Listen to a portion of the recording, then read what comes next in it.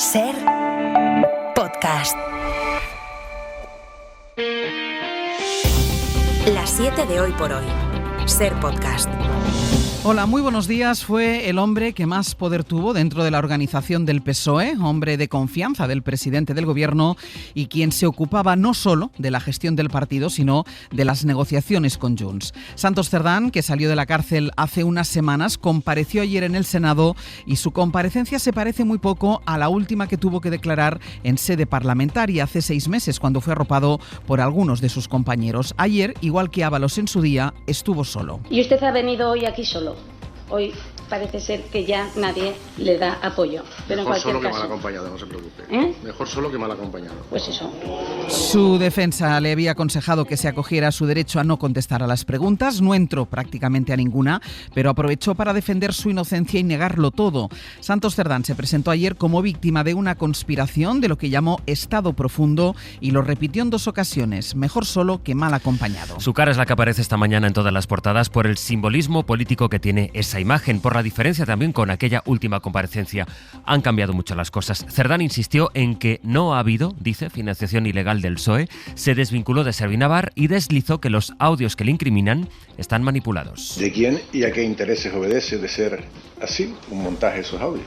Pues es una buena cuestión porque sería una buena comisión de investigación dentro del Senado ver quiénes son los que pueden estar detrás y podéis averiguar quién está detrás de hacer ese tipo de montajes. Lo que sí queda acreditado es que una grabación de 2019 no se puede grabar con un software de 2021. José Luis Astre, hola. Hola, buenos días. Soy inocente, no soy ningún corrupto y tarde o temprano lo van a poder comprobar. La forma de perseguir es la propia de la Inquisición. No se investiga ningún delito concreto. Cerdán llevaba sus intervenciones preparadas, dejó muchas cuestiones sin responder y exasperó al Partido Popular. A la senadora de UPN le contestó que cuando se imponga la verdad tendrán que pedirle perdón a él. Y uno de los momentos más tensos lo vivió con el senador del Partido Socialista. Se llama Alfonso Gil, no hizo preguntas, sí aprovecha en cambio para hacerle un reproche ético por no dar explicaciones. Y Cerdán respondió con otra pregunta, si ese senador estaba en condiciones de hacerle un reproche ético de este tipo a él, a Santos Cerdán. Gil estuvo anoche en Hora 25 y Aimar le preguntó por este pasaje. Esto de Cerdán, lo de pregúntese antes si usted está en disposición, suena a amenaza, advertencia. Bueno, tienes que tener en cuenta que en esta estrategia de defensa hoy se han dicho muchas cosas en esta comisión. Ni el Partido Socialista de Euskadi ni usted tiene nada raro a lo que se pueda estar refiriendo Santos Cerdán. Absolutamente nada. Dijo Alfonso Gil que había sido una de las sesiones más complicadas de su vida parlamentaria porque él y Cerdán son viejos conocidos. La incidencia de la gripe lleva 3 semanas creciendo sin parar. Son datos que no se veían desde hace casi una década y eso está tensionando cada vez más a los hospitales y los centros de salud. A lo largo de la mañana les vamos a proponer un recorrido por algunos de los puntos que más incidencia acumulan en esta epidemia y en los que los sanitarios advierten de que están al borde del colapso. Hay territorios que ya han puesto en marcha medidas que no se aplicaban desde la pandemia. Una de ellas Cataluña, donde sin haber llegado aún al pico de contagios, según los expertos, acumulan ya 766 casos de gripe por cada 100.000 habitantes. Por eso vamos a empezar este recorrido esta mañana en Barcelona. A las puertas del Hospital del Mar está Soledad Domínguez. Sole, buen día. Hola, buen día. En los últimos 7 días el ritmo de crecimiento de casos de gripe se ha ralentizado un poco, pero aún así se han diagnosticado 33.000 casos nuevos. Estos son 7.000 más que en la semana anterior. La mayoría de los afectados son menores de 44 años y gracias a eso las cifras de hospitalizados se mantienen de momento en niveles bajos. Son 190 en todo Cataluña, 19 en este centro desde el que os estamos hablando. Los servicios de urgencia en centros como este, también en la atención primaria, están atendiendo un alto volumen de pacientes estos días con cuadros de infección respiratoria. La variante del virus que está circulando es la variante K de la gripe A, provoca cuadros con mucha fiebre, pero dicen los expertos, no cuadros graves. Es jueves, es 18 de diciembre. Hoy por hoy noticias. Ser podcast. El pico de la gripe normalmente se produce a finales de enero o principios de febrero, pero este año se ha adelantado y mucho. A los expertos les preocupa sobre todo la coincidencia con las fiestas y las reuniones de Navidad de media en toda España. La tasa de contagios está ya en más de 349 casos por cada 100.000 habitantes. Es casi 9 veces más que hace 3 semanas. Isabel Fernández Pedrote, buenos días. Hola Ángeles, buenos días. Una nueva variante del virus ha cambiado el escenario al que se enfrentan los hospitales en los últimos años y en estas últimas semanas varios centros han tenido que empezar a aplazar operaciones por la avalancha de pacientes. Los sanitarios denuncian que faltan medios. Coincide además con las protestas de los médicos que ayer volvieron a levantarse de la mesa de negociación con el Ministerio de Sanidad a cuenta del Estatuto Marco. Mariola Lourido. Esta supergripe adelantada y que se propaga muy rápido ha vuelto a poner al límite al sistema sanitario y a los profesionales. Los médicos denuncian la falta de planificación de las autoridades. Tras la pandemia, seguimos sin estar preparados. José María Molero, de la Sociedad de Medicina Familiar. A pesar de aquellos planes de reforzar la atención primaria, que todos los servicios de salud, es cierto que no se ha producido ese incremento necesario. Seguimos mal preparados para atender lo ordinario y cuando llegan situaciones como las epidemias, este déficit todavía se nota más. Falta personal en primaria, también en los hospitales. Mireia Puig, presidenta de la Sociedad de Médicos de Urgencias de Cataluña. Tenemos una ocupación plena de médicos y enfermeras en este momento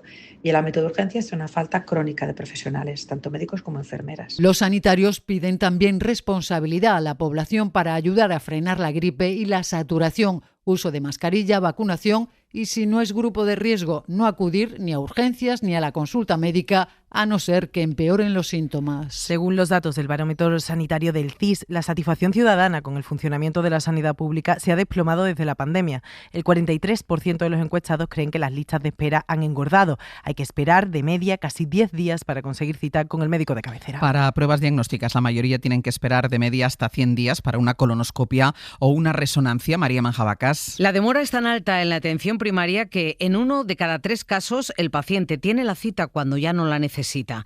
La mitad opta por ir a las urgencias, contribuyendo así al colapso que se quiere evitar. Pilar Rodríguez Ledo es presidenta de la Asociación Española de Médicos Generales y de Familia. Que toda esta situación nos está llevando a un caos donde cada vez hay más sobrecarga, pero a la vez también los pacientes esperan más. Porque si bien es verdad que la situación de la atención primaria sobrecarga las urgencias, la falta de respuesta y las listas de espera del hospital también sobrecarga la atención primaria. Tenemos que abordar todo en un conjunto y esto es un problema del sistema sanitario. Para los especialistas, la espera media es de 128 días y para las pruebas diagnósticas hay que esperar más de 100 días para una colonoscopia o 90 para una resonancia.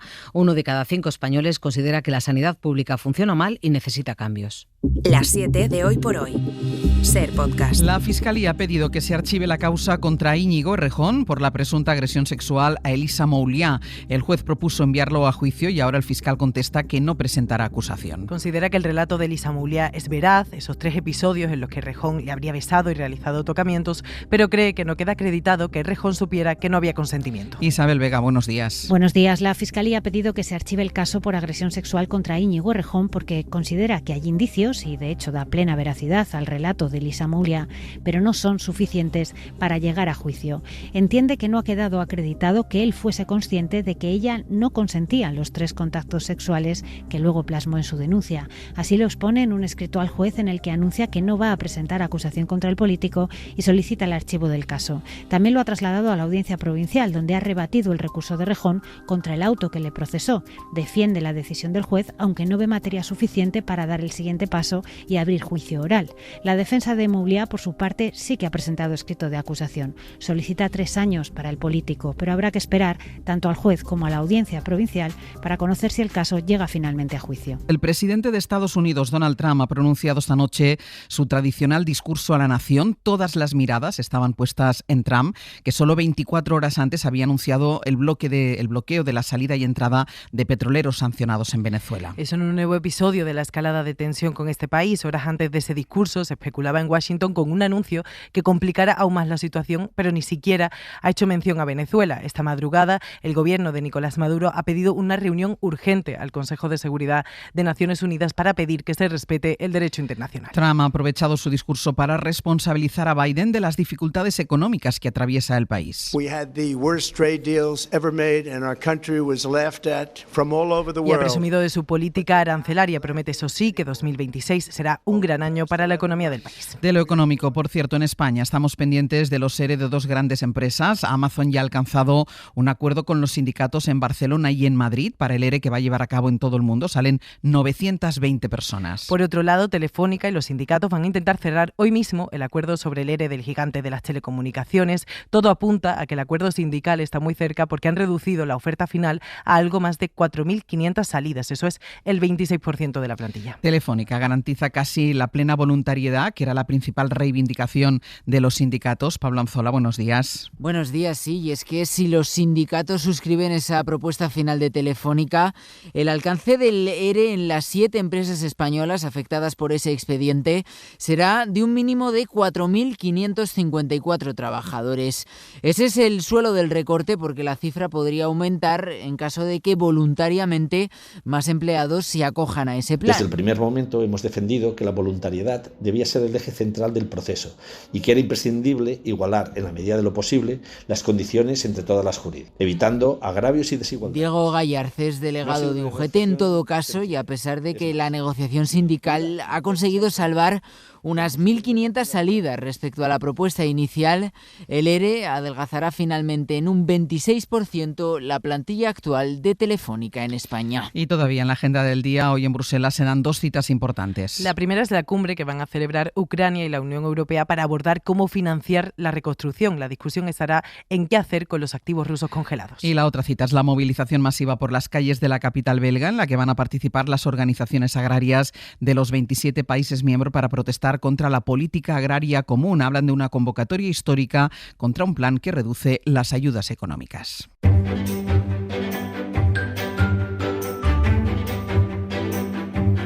Hoy por hoy noticias. Ser podcast.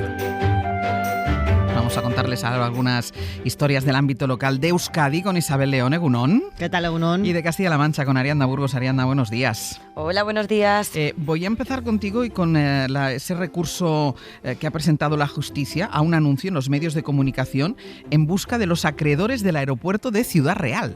Mira, primero escuchamos. La Administración Concursal de CRE Aeropuertos en Liquidación informa que todos aquellos acreedores concursales ordinarios que aún no hayan percibido el pago de la cuota de liquidación que provisionalmente les corresponde dispondrán hasta el 31 de enero de 2026 para aportar al Juzgado o Tribunal de lo Mercantil de Ciudad Real o a la Administración Concursal la documentación. Este es el inicio del anuncio aquí en la SER, donde se busca sobre todo a empresas y autónomos. Es curioso porque buscan también a los acreedores a los que se les debe dinero para devolvérselo, un acto de justicia en los tiempos que corren. Y es que está en juego el pago de una deuda reconocida de más de 50.000 euros. Es una deuda pendiente que se va a repartir en varias categorías de afectados. Algunos afectados son los propietarios de los terrenos que fueron expropiados en su día y que contribuyeron a realizar las medidas compensatorias para favorecer la presencia de fauna salvaje. El plazo para solicitar el dinero termina el 31 de enero y el anuncio también avisa: los acreedores que ya recibieron lo suyo no pueden participar en este proceso. No vale hacerse listo y volver a reclamar el dinero que te deben, si ya lo has cobrado. Isabel, Metro Bilbao da un paso en firme para proteger sus fosteritos, no sabía que se llamaban así, que son las entradas al metro que adoptaron el nombre de Foster, de su creador. Eso es, Fosterito viene de Foster, eso es. Han registrado ante la Oficina de Patentes y Marcas sus bocas de entrada para que su diseño y aplicación sea exclusiva del suburbano, para evitar que se haga un mal uso de esos fosteritos o que otra infraestructura de transporte pueda copiarlos. Metro Bilbao lo ha registrado ya de forma oficial. El abogado en propiedad intelectual e industrial en Galbayán es Jokin Erkoreka. Le da el derecho al metro a impedir pues que otros utilicen el signo, por ejemplo, para ofrecer servicios de transporte. Pero bueno, hay una serie de servicios asociados, ¿no?, que los puedes ver pues para organizar eventos con fines culturales, quizá, para determinadas actividades empresariales, para determinados objetos metálicos, ¿no?, con lo cual estaría relacionado el derecho de exclusividad. Ese trámite ya lo tenía en elementos visuales como el isotipo del propio nombre, pero no lo tenía con un elemento tridimensional. Ese es el matiz. Así que tras pasar esta revisión, está ahora mismo en periodo de alegaciones y se prevé que para el primer trimestre del año esté ya listo. Ya quedará protegido. Castilla-La Mancha ya tiene su primera oveja más bonica que va a protagonizar varias campañas publicitarias. La modelo se llama Careta y es de la ganadería de Luis Alcaide en Aldea del Rey, Ciudad Real. Ya al inicio del concurso se clasificó como una de las 23 aspirantes a Miss Oveja Castilla-La Mancha y tras ganar por votaciones gracias al calor del público les podemos ya contar que Careta no sabemos si es bonita o guapa, eso ya va para gustos, pero indudablemente es peculiar. ¿Cómo es? En su rostro una mancha negra adorna la mitad de su cabeza junto a un mechón de lana que le sale justo bajo el ojo izquierdo después incluso de esquilarla. Además es campeona de salto en altura. Es nerviosa, simpática y sobre todo castellano-manchega. Pues Ariadna, Isabel, gracias. Gracias. Hasta luego. Adiós.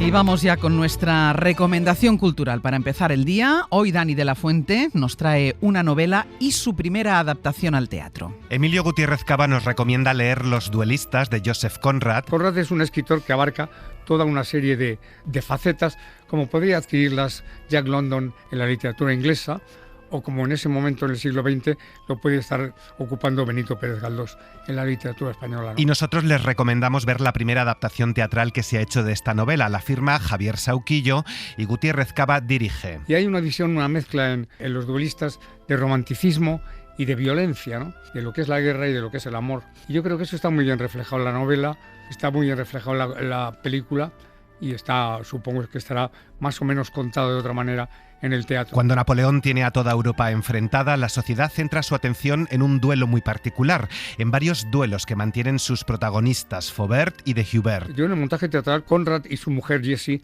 pasan a ser los protagonistas un poco de la historia, porque Conrad cuenta la historia al mismo tiempo que los duelistas están allí y a veces incorpora él mismo y su mujer personajes de la novela, ¿no? Una obra que nos invita a reflexionar sobre el sinsentido de la guerra y de la violencia, el honor y otros valores hoy perdidos. En el sentido estricto yo creo que hoy el honor se ha perdido de una manera rotunda. Yo creo que hoy no hay espejos. No hay espejos en los que la gente pueda mirarse y darse cuenta del ridículo que está haciendo. En el Fernán Gómez de Madrid hasta el 18 de enero, antes de girar por toda España.